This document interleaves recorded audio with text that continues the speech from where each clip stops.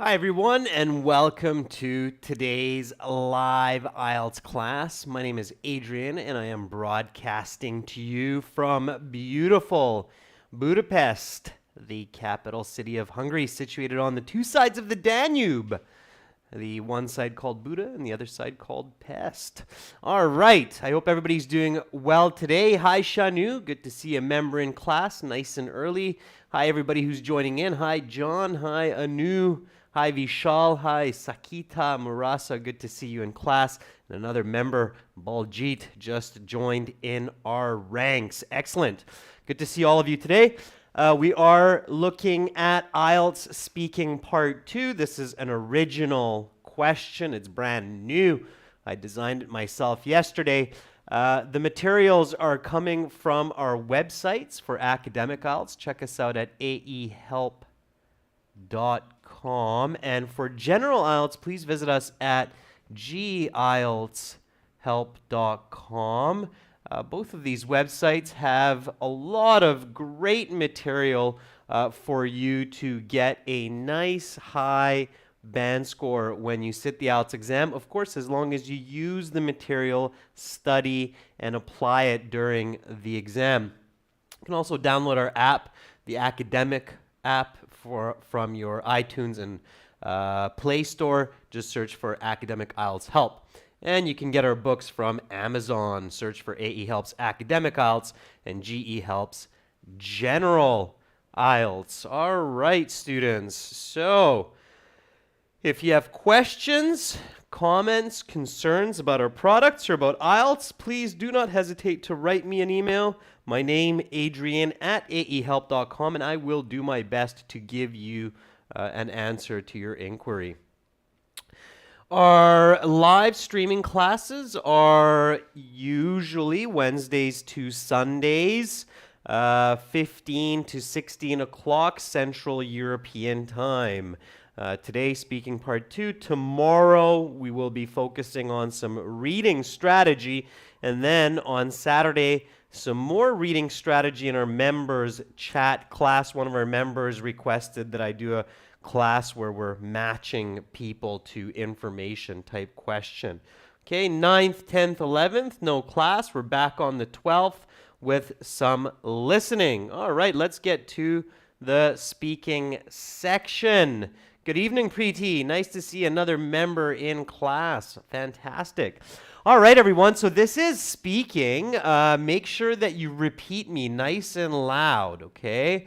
So when I say a question or give an answer, make sure that you repeat nice and loud so you can hear yourself speaking, so you can feel your mouth and your tongue moving, form those English sounds, copy my pronunciation, copy my intonation as closely as possible, and focus on what you are saying as well. All right, so IELTS speaking has 3 parts. Whether you're doing the paper-based test or the computer-based test, the speaking is always a face-to-face interview with an examiner in a one-on-one situation in an interview room. It is done usually the day before or sometimes the day after the written test. And it's made up of 3 parts. It will be about 10 to 12 minutes in length, and you will be asked about 10 to 15 questions, and you will be given a cue card questions on a card where you have to do a little mini speech or presentation. That's what we're focusing on today. So you walk into the speaking exam.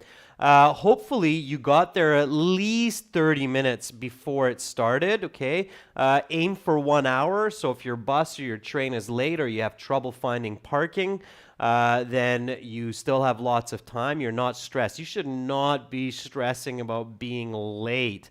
That is a terrible way to go into an IELTS speaking test. So arrive nice and early, find another student, take questions with you, and practice, warm up, okay?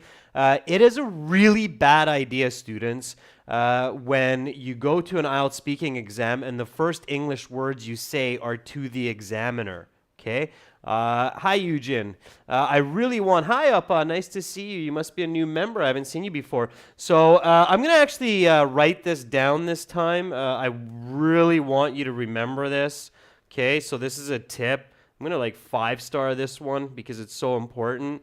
It is really bad. Okay. I'll take out one of those A's so I don't sound like a sheep. Okay. So it is really bad if the first English you speak on the day of IELTS speaking test is with the examiner. Okay? That's not a good way to get a high band score. So if you've been speaking Mandarin, Portuguese, German, Punjabi, Hindi, and then suddenly you're knock, knock, knock, opens the door, in you walk, and now, oh, I'm switching to English. Okay, great. My name. Okay, yes, my name is Peter Smith.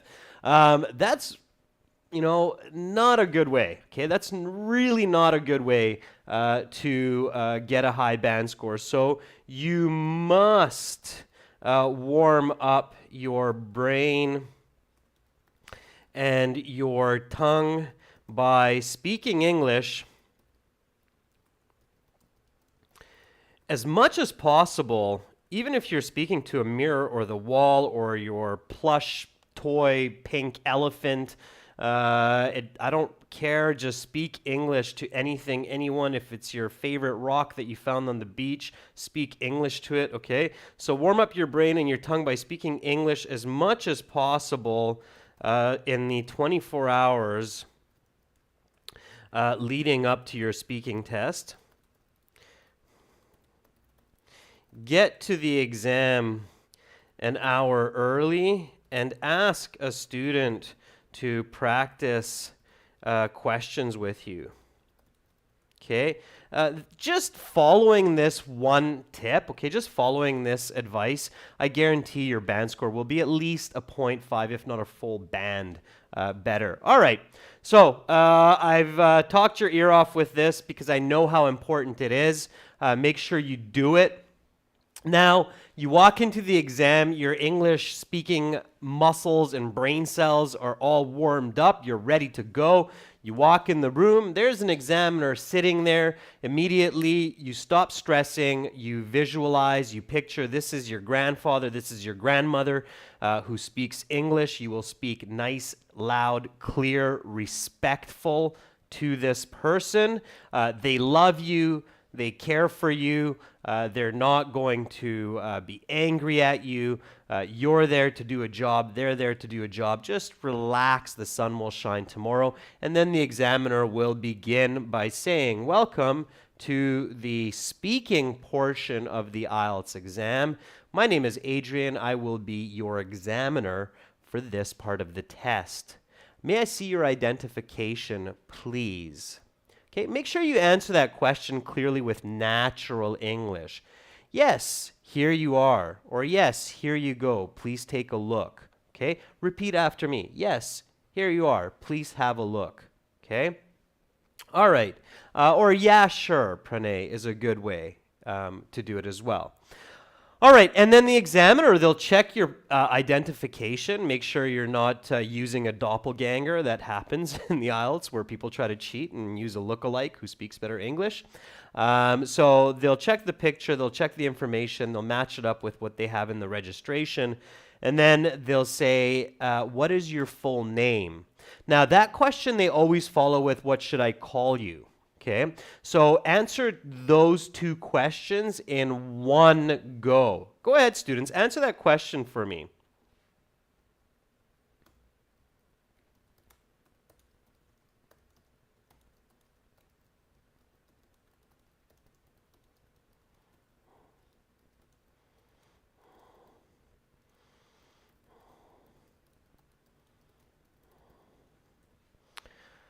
All right.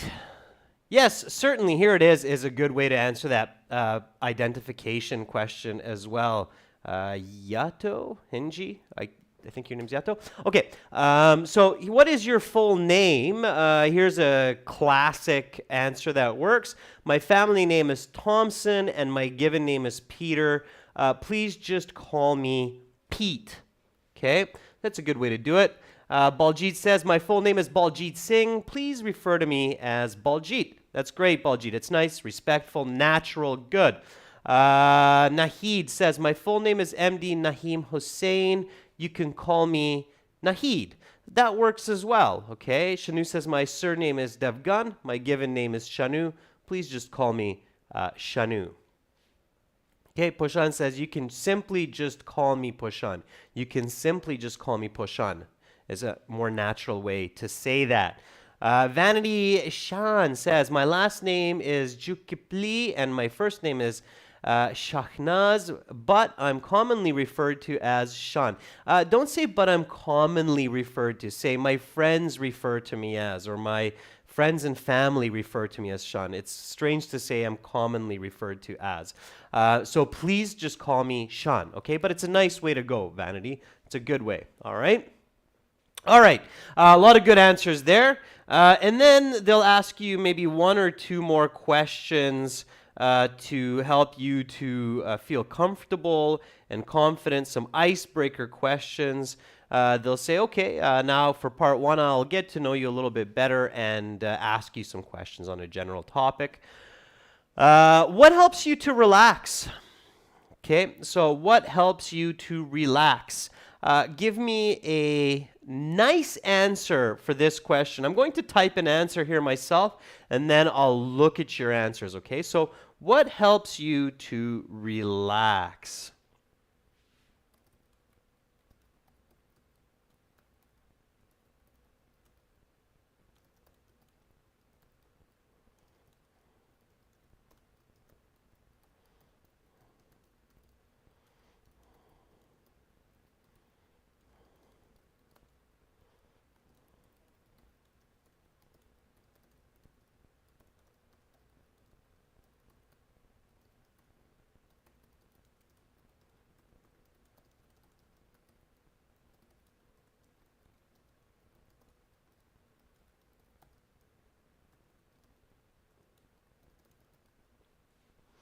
All right. So while you're thinking about your answers and writing them down, repeat after me. What helps you to relax? Nice and loud, students. What helps you to relax?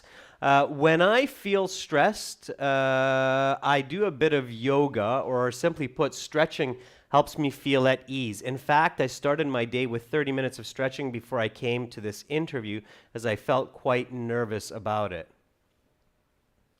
Okay, so one more time. When I feel stressed, a bit of yoga, or simply put, stretching, helps me to feel at ease. In fact, I started my day with 30 minutes of stretching before I came to this interview, as I felt quite nervous about it. All right, Baljit says, well, I go to the gym daily in the evening, where I spend a nice 2 hours working out and hanging out with my gym squad. That helps me to relax. Okay, that was pretty good. Jot Kaur says, music is one activity. Jot Kaur, don't use the word thing, okay? This is for all students. You want to avoid the word thing as much as possible. In fact, don't say it at all if you can, because thing has no value, okay? The word thing has no value. So replace it with a better noun. Jot, in your case, activity. So music is one of the only activities that can provide me with relaxation.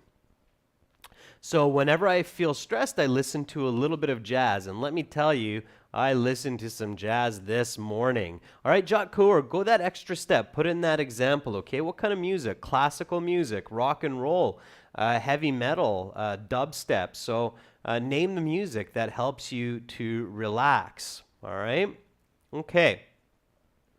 Marasa says, a morning walk always helps me to be very relaxed. For example, yesterday morning I had a headache.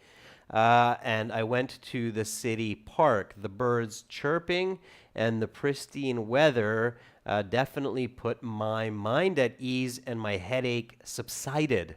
Okay, that would be some nice vocabulary and some correction there, Marasa. All right.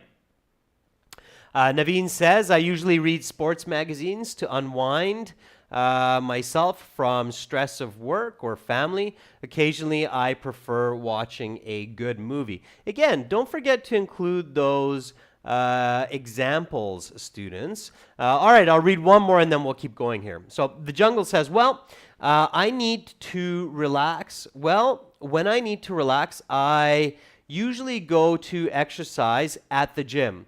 Lifting weights makes me feel at ease. For instance, yesterday I had a very intense workout, which burnt up all my excess energy that was making me uncomfortable. Okay, good. In the jungle, just remember, here's another tip. Again, this is for all students. Don't double up your words, okay? So in the jungle says, when I need to relax, I usually go to exercise or work out at the gym. No, you don't go to exercise or work out at the gym. You go to exercise at the gym or you go and work out at the gym. Those two words have the exact same meaning, exercise and work out. Students think that they get more points in their speaking or their writing if they double words with paraphrasing like that, saying exercise or workout, but you don't. You actually lose marks when you do that. Why? You're wasting time. It's unnatural. It's strange to be doubling up words in the same sentence. And you're taking time from giving more information, giving different words. So when you double up your words like that in your writing or in your speaking, you lose marks. So don't do that, okay? Choose one word, use it, move on, give new information, all right? Okay, next question. Kesey, I see you have a good answer as well, but I got to get to some other questions here, so let's keep rocking and rolling. All right. And then the examiner will say, all right, now I'm going to ask you some more questions for part one. Let's talk about city life. Why do people like living in cities? Okay.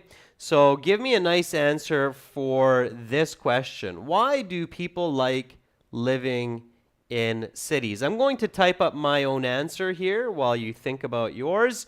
Again, try to be as quick as possible. This is speaking, so you can't take too long to answer this. And make sure that if you need some time, you know how to buy time.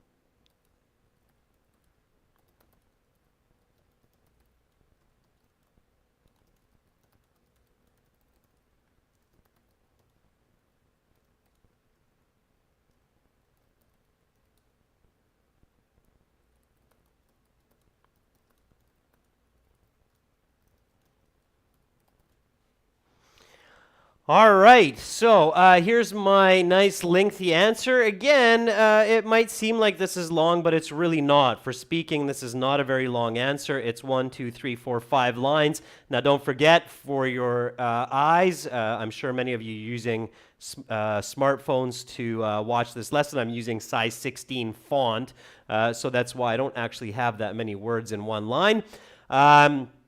I'm always answering the question, explaining it, thinking about an example, okay? Barry KML says, people like living in cities because it's easier and things get more handy. Again, don't use the word things, Barry. People like living in cities because it's easier and products and services are readily available.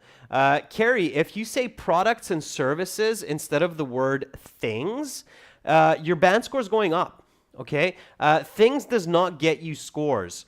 Products and services gets you scores. So people like living in cities because it's easier and products and services are more available. For example, my family and I moved to a city because we did not have a university in my hometown.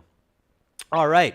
Juan Pablo says, for instance, Juan Pablo, I'm guessing there's a start tier. Yep, there it is. Juan Pablo, in my opinion, individuals enjoy living in cities because of the amenities and exciting lifestyle. Beautiful start, Juan Pablo. Nice use of the word amenities and exciting lifestyle. For instance, there are many shopping centers with a plethora of distractions, which are difficult to find in the countryside. You might even go as far as saying impossible to find in the countryside, okay? Or not possible to find in the countryside. All right, repeat my answer after me. Again, let's start with the question. Why do people like living in cities? Well, that is a common and important question for many people.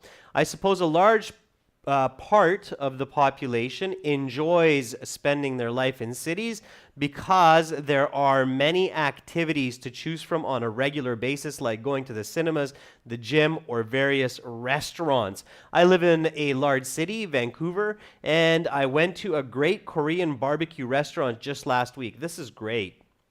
Okay, so that is a good answer there. I'm going to correct that awkward spelling mistake part. All right. Good. So again, today we are focusing on part 2. So I'm going to skip this next question, the what are common kinds of buildings, and we'll get right into part 2, okay? Now, of course, in part 1, the examiner, especially if you're doing a good job, will likely ask you at least 2-3 more questions. Follow the same strategy. Answer what, why, give me an example. And then the examiner will say, okay, that is the end of part 1. Now for part 2, here is a card. Please don't turn that over. There are some questions on the card. Here is some note paper. Here is a pen. You will have 1 minute to read the questions, think about your answer, take notes if you wish, and then you will have 2 minutes to speak. I will tell you when to start and when to stop. Are you ready to begin? And in that situation, don't just stare blindly at them like, because then they'll be like, well, probably you're not really ready, but your time starts anyway. So just stay relaxed, calm, loosen up. If you remember this, might be a good idea just to roll your shoulders a little bit, because at this point you might be sitting quite rigid in your chair in the speaking interview room, and that's not good, right? You need to breathe and you need to be relaxed. So roll your shoulders a little bit. Take a deep breath and just say, yes, I'm ready to begin. And then the examiner will say, okay, your 1 minute preparation time begins now. So you turn over the card, you see the questions, you grab that pen or pencil, and you start to think about what to write down in this 1 minute. 1 minute, ladies and gents, you think it's not a lot of time, but it's a lot of time. Let me tell you, if you ask a fruit fly, which only lives about 24 hours, they would say, hey, if I could have an extra minute in life, that would be fantastic. 1 minute is 60 seconds. If you count seconds, as we do in English, 1 1,000, 2 1,000, 3 1,000, 4 1,000, 5 1,000, 6 1,000, 7 1,000, 8 1,000, 9 1,000. You count to 60 like that, you realize that 60 seconds is a bit of time. So don't panic. Your first and most important step is to understand the topic and the controlling idea, okay?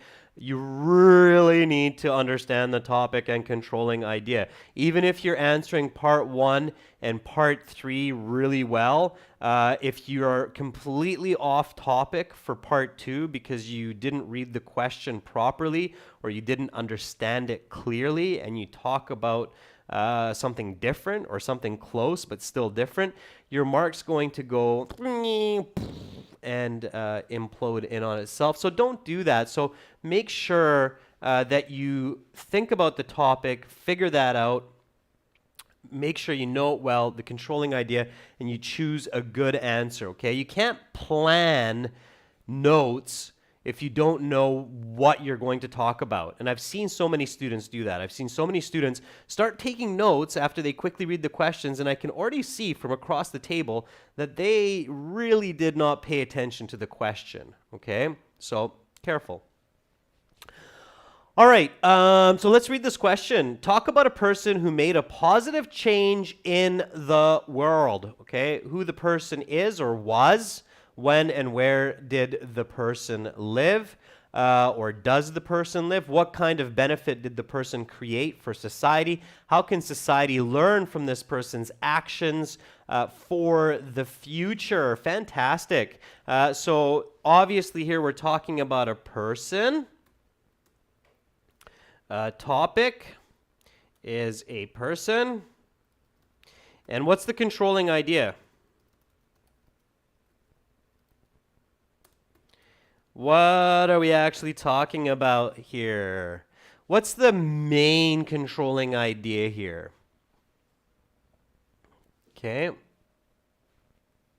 So Anu Rai says, I want to talk about Nelson Mandela. He is from Brazil and belongs to a black community. He sacrificed 27 years of his life for making equality for black and white people. Anu, you're jumping at it a little bit too fast, I think. John P.D. Joshi, my grandpa was an idol who gives me positive energy. We're not talking about your grandpa. We're not talking about a person who gave you positive energy, okay? That's not the goal. It's a person who created positive change where? So Preeti says positive change. David Wong says positive change. Hanji Yato says positive change. But it's not enough. Positive change where? If you just talk about a person who created a positive change, you might not get a very good IELTS score here. If you talk about your grandpa who made a positive change in your life, you will not get a good score. And Baljit explains to all of our viewers why. Because he says, the question says in the world, okay? So positive change in the world, not just society, Shanu. Society even might be a little bit small. So something that had a global effect, okay? So that makes it a little bit more challenging. It's not just any person, but you have to think of someone who changed the world for a better place, okay? So, or arguably a better place. So person who positively affected the world for the better. Okay, so now what would 9 of 10 people answer for this? Okay, so you'll probably get a lot of different answers, but the question here is, what are the most popular choices? So if you asked a lot of people around the world to say, who is someone who has made a positive change in the world, who is alive today or lived in the past, who do you think would be some good answers? So we have Bill Gates, we have Gandhi, we have Gates. Who else? Valdine says maybe Steve Jobs. Sure, I think so far those are some good answers. Mandela, Florence Nightingale, Mother Teresa.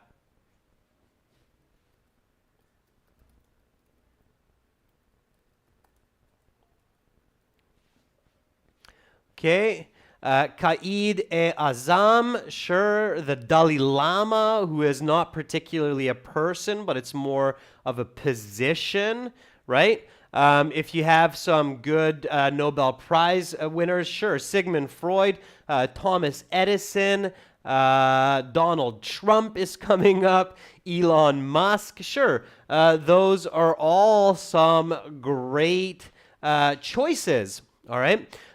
So those would be popular, and I'm sure that many people would choose these as possible answers. And I'm sure many of you are already thinking, okay, why and how and so on, right? So Abraham Lincoln, Vishal, it would be a great choice as well. He's an iconic figure in history, absolutely.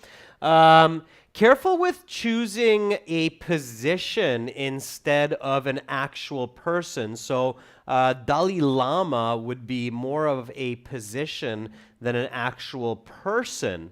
If you say the Pope, that would be more of a position than a person, or the president would be more of a position than a person. So careful with that, because you could get yourself stuck in a very difficult conversation, okay?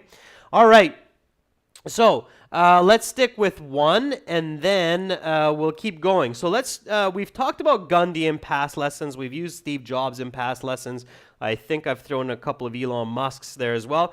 But Mother Teresa, and I believe now she is called Saint Teresa.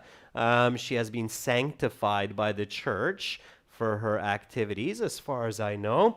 So we can say Teresa, or Mother Teresa, as one. All right, so who is she? Now, before we get in there, when you're describing a person, so when talking about a person, regardless of the question, so it doesn't matter what the question is, you need to think about 3-4 important points, okay? To talk clearly about a person, describe their appearance. Okay, so what they look like. And then talk about their activities, or their personality,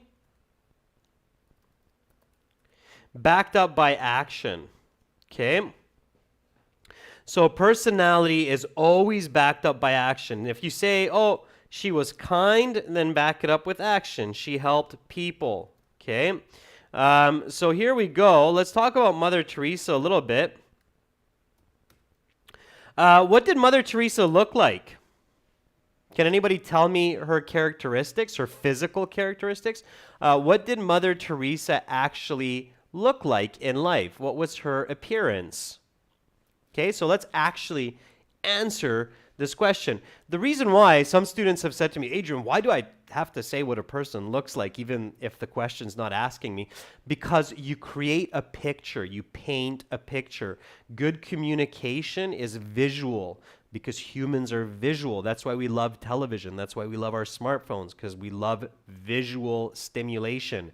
So if you want to communicate well, then you want to create a visual atmosphere. So you should say a couple quick sentences about what the person looks like, okay? So Monica Chadhari says she's a woman of small stature. Yeah, absolutely. Mother Teresa was not a very big person. So a woman of small stature. Anu says she is an ugly woman, but beautiful on the inside. I don't know. Maybe some people might have thought of her as beautiful on the outside as well. I don't think she was particularly ugly. She was thin.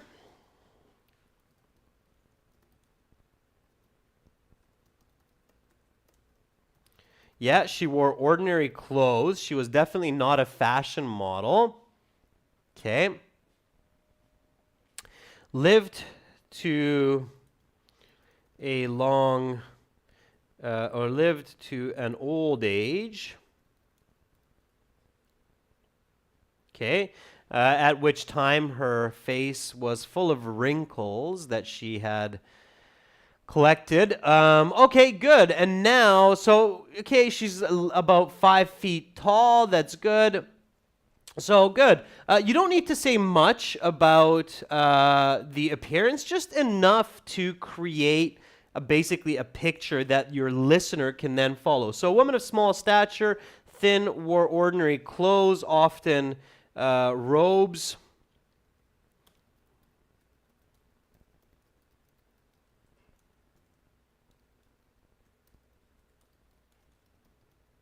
As she was a nun.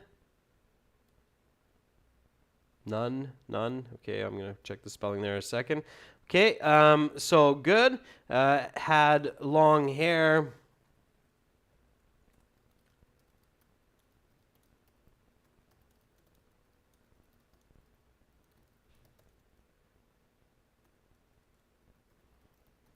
That was often covered by a scarf. I'm sure that has a special name, but it doesn't matter. You can just say scarf, okay? So good. All right. Now we know that much. So here we've got her appearance. Before we look at the questions and really start answering the card, let's just quickly go through the other parts here. So what's her personality? Don't jump around, okay? She always had a big smile on her face. We'll throw that in there.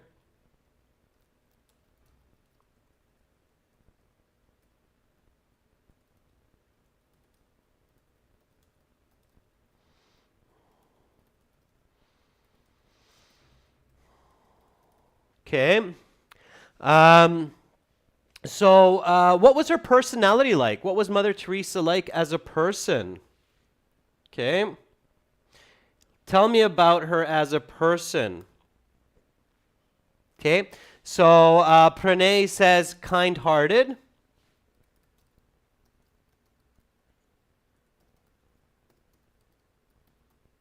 Sure. She was a strong woman. She's charismatic. It's a good one.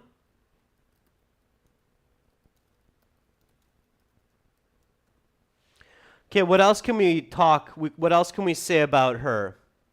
She was willful. Yeah, willful, strong woman. Okay, we have that. She was a leader. Okay, you'll see why I'm doing that as a list right now.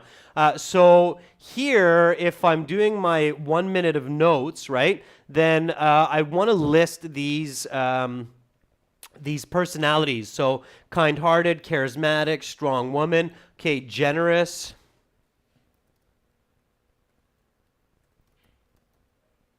Okay, courageous. I would say is definitely one of her traits as being courageous. She was sympathetic. Okay, so she could really sympathize with people. We could even say empathetic because she was diabetic. Right? Okay. All right, good. So lots of information there. Careful not to get too carried away.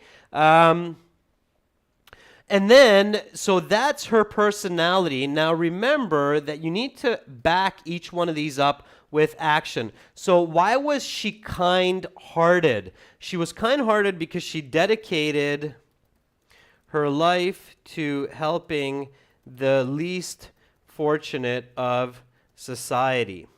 Okay, why was she charismatic? So start answering these with actions, okay? So why was she a charismatic woman? Why was she a strong woman? What action of Mother Teresa's proves that she was a strong woman? What action in her life proves that she was a leader? What action in her life proves that she was generous? What action proves that she was courageous? What action proves that she was empathetic? Okay? Gamaraz is asking, what does charismatic mean? Charismatic means approachable, Gamaraz. It means that it's a person who seems very friendly, easy to talk to, somebody that you can hug. Santa Claus is a good image of a charismatic person, okay?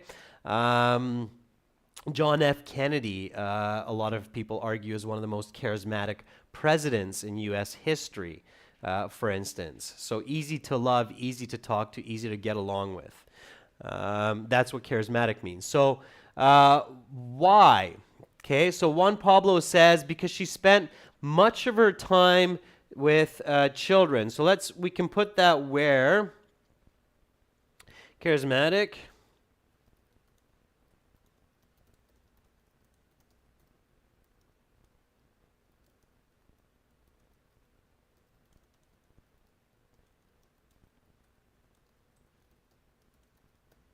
And she always spoke in a calm and caring way, right? Whenever you see interviews with Mother Teresa, she's always speaking very calm, very wise, very collected. She's not stressing. You can tell she's honest and genuine.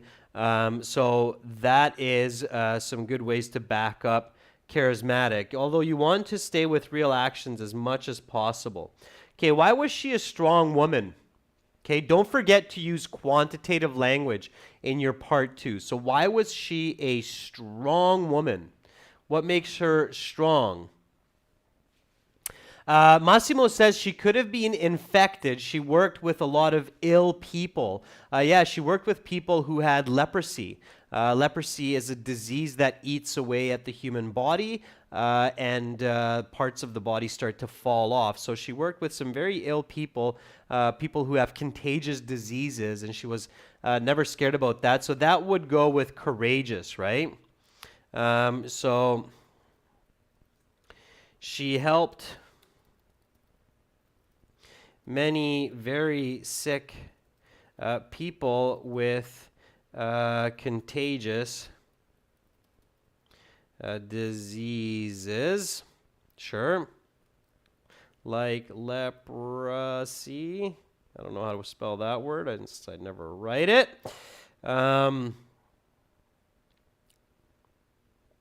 All right. So absolutely. So Oman says this is a very boring topic to describe.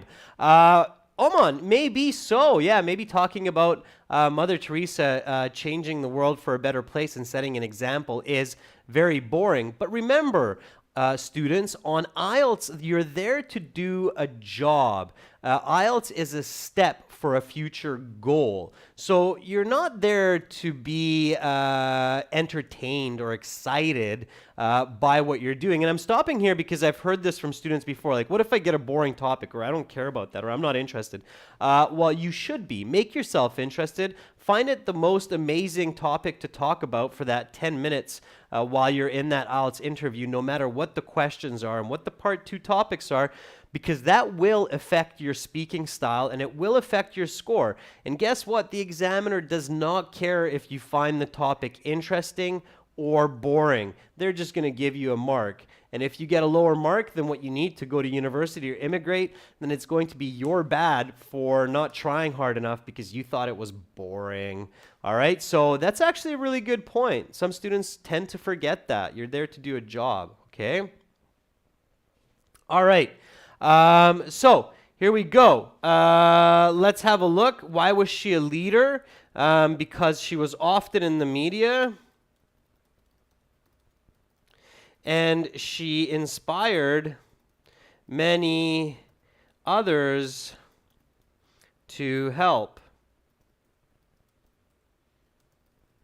Why was she generous? She gave more than 10 hours a day for 70 years of her life to help people in need. Okay, so those are all some good answers there to explain those personalities. Try to be quantitative when you can. So she gave 10 to 12 hours a day for 70 years of her life, helping people who are sick and who are in need. Okay, so keep that in mind. All right. So now you should be able to do this quite fast in the 1 minute, and then put it all together, okay? So, so far so good. Have your first sentence ready. When the examiner says, okay, your 1 minute preparation time is up, please begin speaking, then you need to have that first sentence ready. Don't start with things like, or don't start with sentences like, Thank you for giving me this opportunity to talk about a person who positively changed the world. You just wasted 10 seconds of my life, your life, and this IELTS exam. You don't need to thank me. You just paid $300 US for this exam. So, of course, your opportunity is here to prove your English level. I'm not saying that to be rude, girls and guys, but really, you're there to do a job. So get into it, okay? So when the person says begin speaking, you have to have a very clear, direct answer ready to go. So an iconic individual who most people agree has had a very good impact on global society is Mother Teresa, okay? So that's my first sentence. I think about that in my 1-minute preparation time, and that's what I open with, okay? So I open with that and I get right into it. You start with that, your band score is going up because I say, hey, here's a person who's got great fluency, great complex English. They have very good critical thinking, and they answer me right away, okay? So repeat after me. An iconic individual who most people agree has had a very good impact on global society is Mother Teresa. She is a woman of small stature, quite thin most of her life whenever seen on TV or in pictures.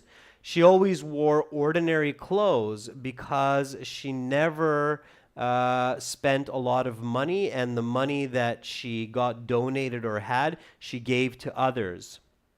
She's often seen wearing a white robe, as of course she was a nun of the Catholic Church. She had long hair, but this was usually covered up by a scarf. She lived to an old age and always had an ear-to-ear smile. As many people know, Mother Teresa was one of the most kind-hearted people to walk the earth in the last century. She not only dedicated her life to helping the less fortunate in society, but also she was a very brave woman who often helped extremely ill people who were terminally sick with different kinds of illnesses, ranging from cancer to leprosy. She was never worried that she would catch the disease herself, and even though she was often in close proximity to them. She was a very empathetic individual because, as some people know, she herself was a diabetic. So she knew that there were many challenges when dealing with serious illness. In fact, Mother Teresa was also a leader. She inspired many others to volunteer their time. She was a woman who was generous and gave more than 10 to 12 hours of every day to helping those who were in need for at least 70, maybe even more years. Now here, I take a second, okay, take a couple seconds, look at my notes. So I'm using my notes to create my speech.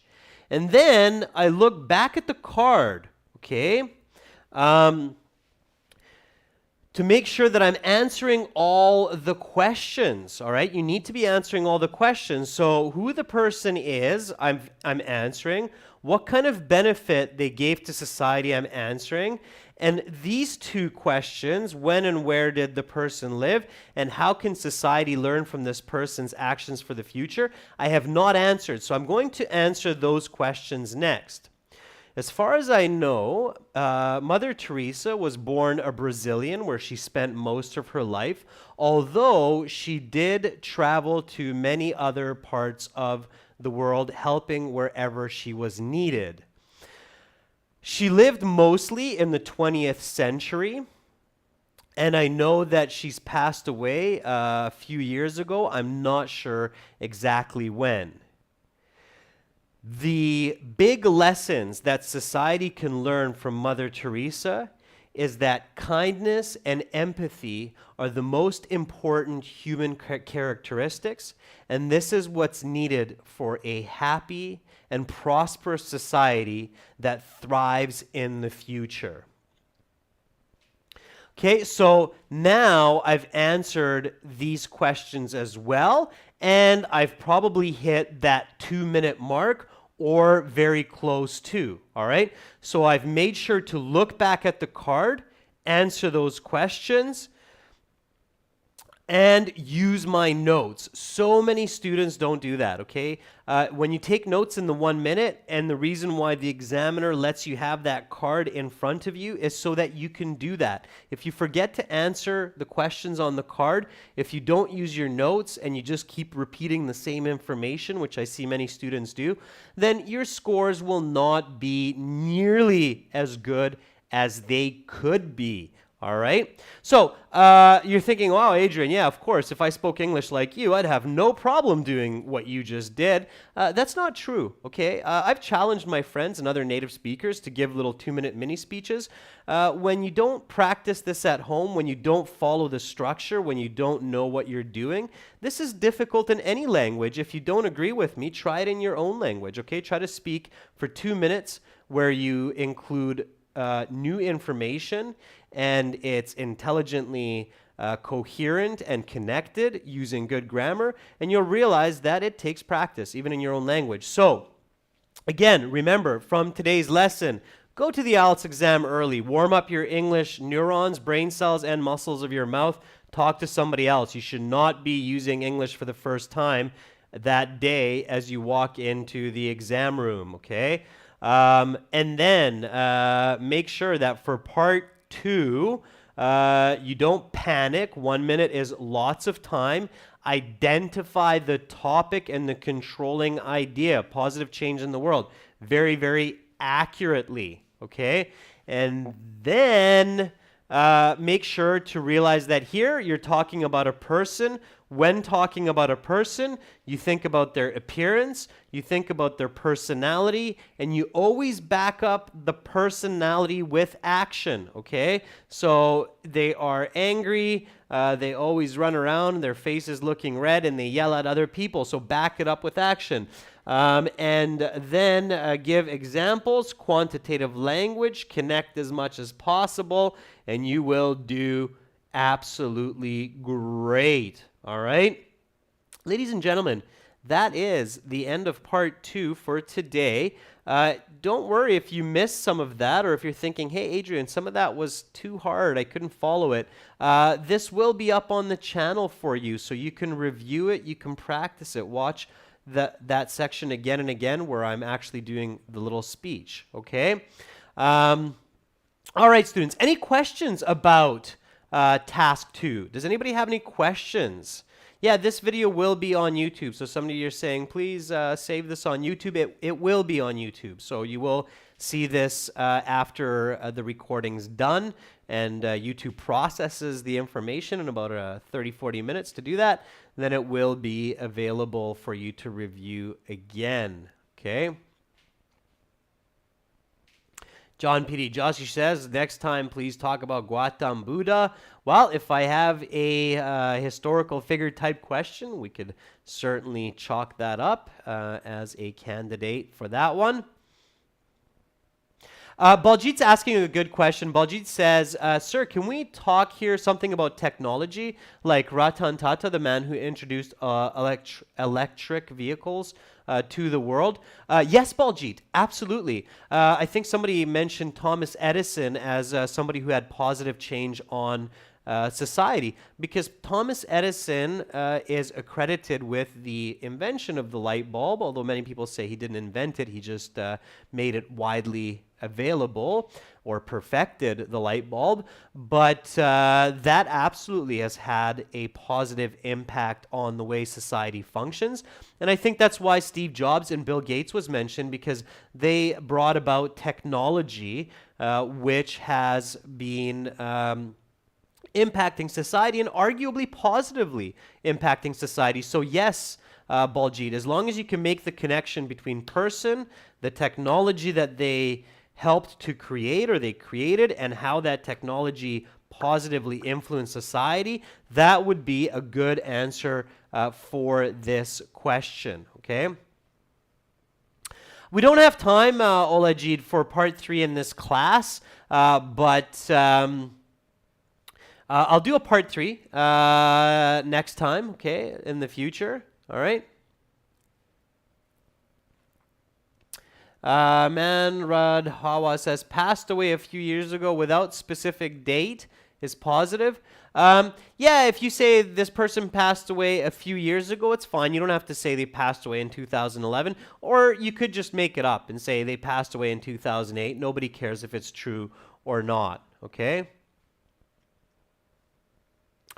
All right, David Wong, you are very welcome, and to all of you, thank you for watching. Make sure to practice these skills at home because practice does make perfect. Again, for all of our videos, over 100 hours of lesson videos, not just like these live classes, but actually professionally recorded HD lesson videos, as well as 6 full practice exams and a fully interactive course for your phone, tablet, PC. AEhelp.com for academic IELTS, GIELTShelp.com for general IELTS, academic IELTS help in your app store, and AE Helps Academic IELTS or GE Helps General IELTS on your Amazon bookstore for our materials. Tomorrow we'll get into some reading strategy. Thank you so much, everyone, for watching. Again, practice, practice, practice. Much love to all of you. Share kindness and empathy with others. Believe in yourself. I believe in you. Have a great rest of your day and sweet dreams to those of you who are going to bed. Bye for now, everyone.